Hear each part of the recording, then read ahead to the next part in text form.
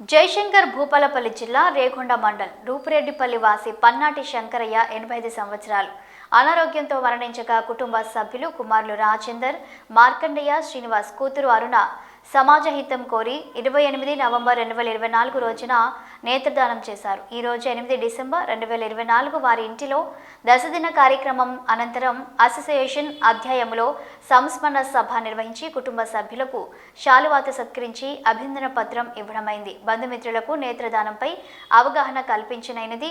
శంకరయ్య నేత్రదానంతో ఇద్దరి అంధులకు చూపునిచ్చిన వారయ్యారు. మరణానంతరం నేత్రదానం చేస్తే ఇద్దరి అంధులకు చూపునిచ్చిన వారం అవుతాం. నేత్ర వైద్య విద్యకు శాస్త్ర పరిశోధనకు కూడా తోడ్పడుతుంది.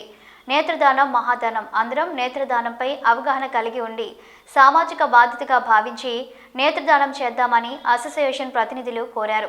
వివరాలకు 8790548706 సెల్ నంబర్ను సంప్రదించవలసిందిగా కోరుతున్నారు. ఈ కార్యక్రమంలో బంధుమిత్రులు రమేష్, మల్లిక్, పల్నాటి శ్రీనివాస్, రాజు, అసోసియేషన్ ఉపాధ్యక్షులు డి రాజమౌళి, ఏ రాజేంద్ర ప్రసాద్, సలహాదారులు తదితరులు నిర్వహించారు.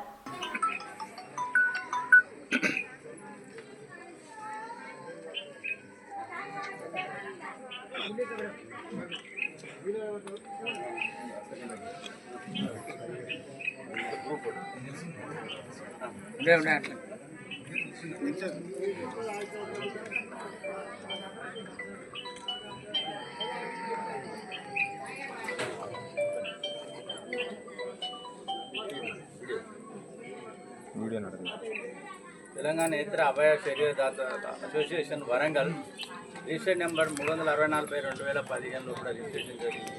House number 16-7-206 Dayanand colony Warangal 5,06,003 మా సంస్థ కార్యాలయము. ఈరోజు పల్నాటి శంకరయ్య గారు పరమపదించిన సందర్భంగా వారి పిల్లలకు గాను మా సంస్థ తరఫున అభినందన పత్రం అందజేయడం జరుగుతున్నది. గౌరవనీయ కీర్తిశేషులు పన్నాలి శంకరయ్య గ్రామము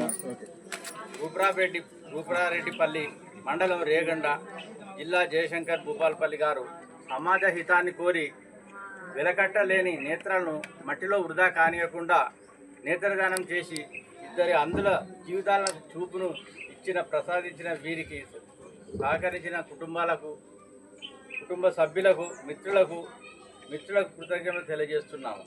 వీరి ఆదర్శమైన మార్గం ప్రతి ఒక్కరు అనుసరించి మానవ మనుగడకు తోడ్పడే విధంగా ఈ కార్యక్రమంలో పాల్గొని మానవ జన్మ చరిత్రతో చేసుకోవాలని విజ్ఞప్తి చేస్తున్నాము. నేత్ర అభయ శరీరదాతల దానం మానవ మనుగడకు తోడ్పాడు.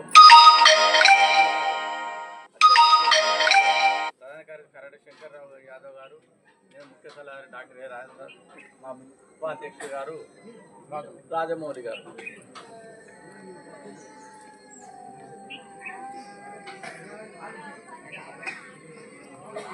రమేష్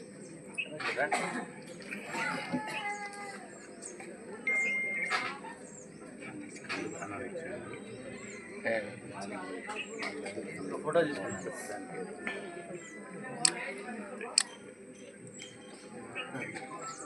అందరికీ నమస్కారం.